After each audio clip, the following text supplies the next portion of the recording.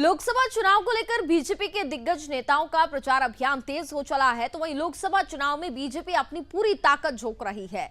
ऐसे में अकबरपुर लोकसभा क्षेत्र के तहत पदम गेस्ट हाउस से बीजेपी प्रत्याशी और बीजेपी के वर्तमान सांसद देवेंद्र सिंह भोले ने आगामी चुनाव को लेकर जनसभा की।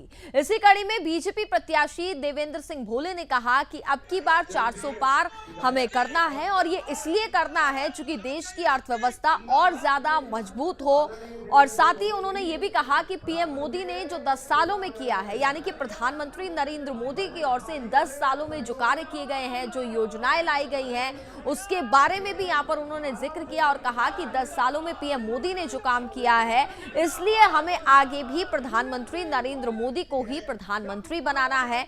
और जो काम उन्होंने किया है वो पूरे देश की जनता जानती है। साथ ही उन्होंने कहा कि जनता का हमें भरपूर प्यार मिल रहा है और ये सभा की तस्वीरें हैं जब वहां पर पहुंचते हैं, जनता को संबोधित करते हैं, साथ ही 400 पार के नारे यहां पर लगाते हैं। प्रधानमंत्री नरेंद्र मोदी की उपलब्धियां वो यहां पर गिनाते हैं, जो 10 सालों में कार्य प्रधानमंत्री नरेंद्र मोदी की ओर से किया गया है। आदरणीय देवेंद्र सिंह भोले जी पधार चुके हैं, कृपया मंच खाली कर ले सभी लोग। अरे भाई आराम से भाई।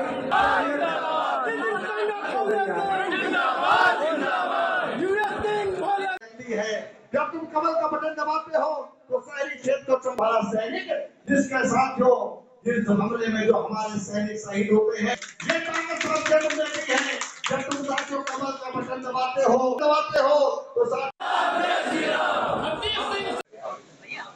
लोकप्रिय जनप्रिय विधायक जिंदाबाद आदरणीय देवेंद्र सिंह भोले जी पधार चुके हैं, कृपया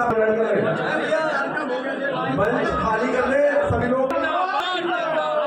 अरे भाई आराम से भाई।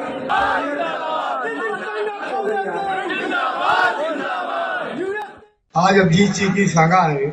आज योगी युवराज सिंह ने, डॉक्टर साहब ने, ऋषि सिंह ने कार्यक्रम कराया। सबके मन आराधित है, सबके मन खुशी है।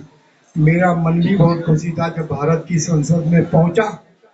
और भारत की संसद में पहुंचने के बाद मैं लगातार वहां 9 साल काम किया, लेकिन एक बात मन में आती थी कि वहां उस संसद को बनाने में, आजादी को प्राप्त करने में हमारे तमाम बुजुर्गों ने अपनी आहुति दी है। हमारी तमाम पीढ़ियां उसके लिए कुर्बान हो गई, इसलिए उनको नमन करता हूं। और वहां बाबा साहब भीमराव के द्वारा जो कानून बनाने में योगदान किया गया था, उसके तहत तमाम हमने कानून पास किए, हमारे मोदी जी ने पास किए। हम लोगों ने मिलकर के उस पर हाथ उठाने का काम किया। लेकिन जब नई संसद में पहुंचा, उसका तो वंदन करता हूँ, उसको तो संविधान सभा का दर्जा दिया गया। लेकिन जब नई संसद में पहुंचा हूँ 18 सितंबर को, तो अखबारों में पढ़ा होगा 1 नेशन 1 इलेक्शन। 1 नेशन 1 इलेक्शन की बात आई तो मेरे मन में आया कि 6 महीने पहले चुनाव हो रहा, अब फिर डॉक्टर युवराज सिंह के पास चलो, फिर आपके पास चलो, फिर पैसा खर्च करो। ये मन में भाव आया, क्योंकि 1 नेशन 1 इलेक्शन की बात जब आई तो स्वाभाविक है कि पूरे देश में लागू करना होगा। लेकिन पहले दिन पहली संसद जो आपने बनाई थी, आपका मतलब 140 करोड़ लोगों ने मिलकर के नरेंद्र मोदी को ताकत दी थी। 2014 और 2019 में जब वहां गया तो ठीक शाम को 5 बजे मोदी जी के द्वारा एक प्रस्ताव रखा गया कि भारत की आबादी जो आधी है, हम नारी शक्ति बंधन विधेयक पारित करके अपनी बहन और बेटियों को 33% आरक्षण देने का काम करेंगे। और इसमें हमारी बेटी संगीता जो हमारी बहू है, आज युवराज सिंह भले पार्षद बन गए हो, इनको अधिकार पार्लियामेंट और लोकसभा में जाने का ये अधिकार किसी ने दिया है तो केवल और केवल भारतीय जनता पार्टी नरेंद्र मोदी जी ने दिया है। और मेरे विरोध करने का हमें भी अवसर प्राप्त हुआ है, अंगूठा लगाने का हमें भी अवसर प्राप्त हुआ है।